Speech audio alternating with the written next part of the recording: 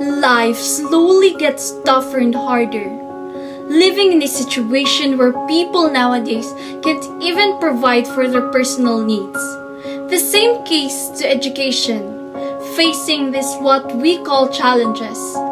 I guarantee that Philippines is one of the great countries, from sports to pageant to talents, etc.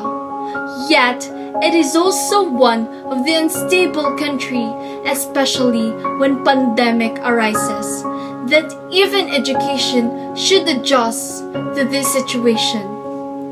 Philippine education should be out of poverty and crisis. Firstly, poverty.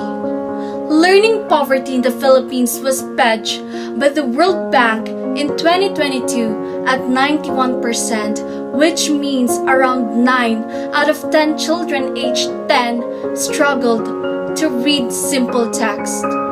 The Philippines is also grappling with a laggard status in international education assessment, ranking lowest and second lowest in reading and mathematics, respectively.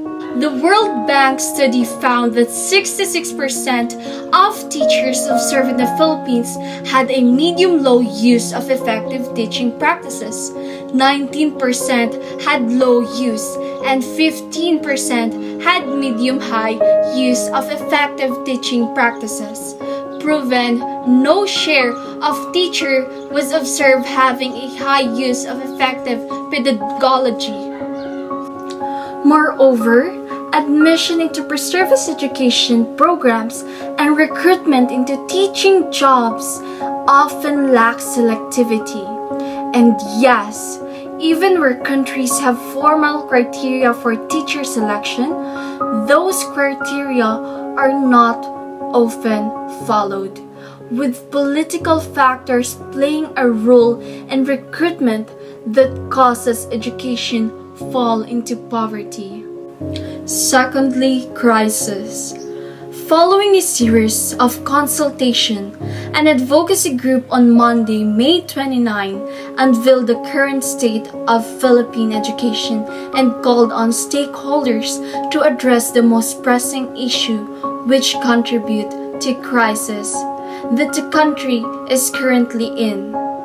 The Philippine Business for Education, or PBED, presented its 2023 State of Philippine Education Report.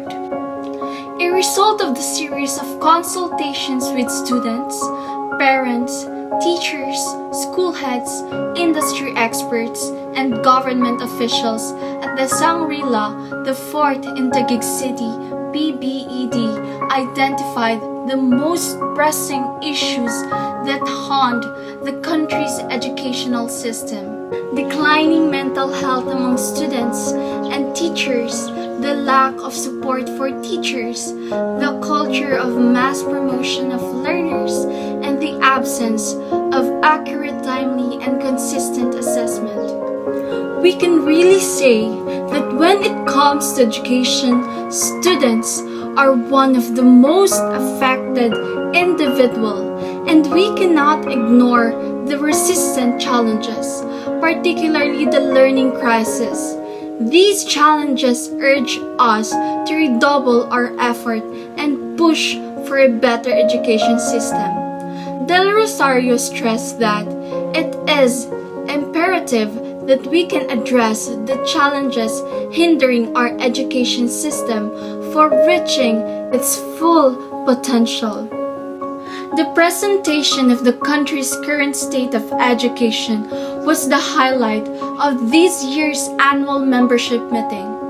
PBED Executive Director Justin Raaga said that PBED held several consultations to really hear the voices of students, parents, teachers, school heads, government officials, and industry partners, and hear their shared experiences on the ground.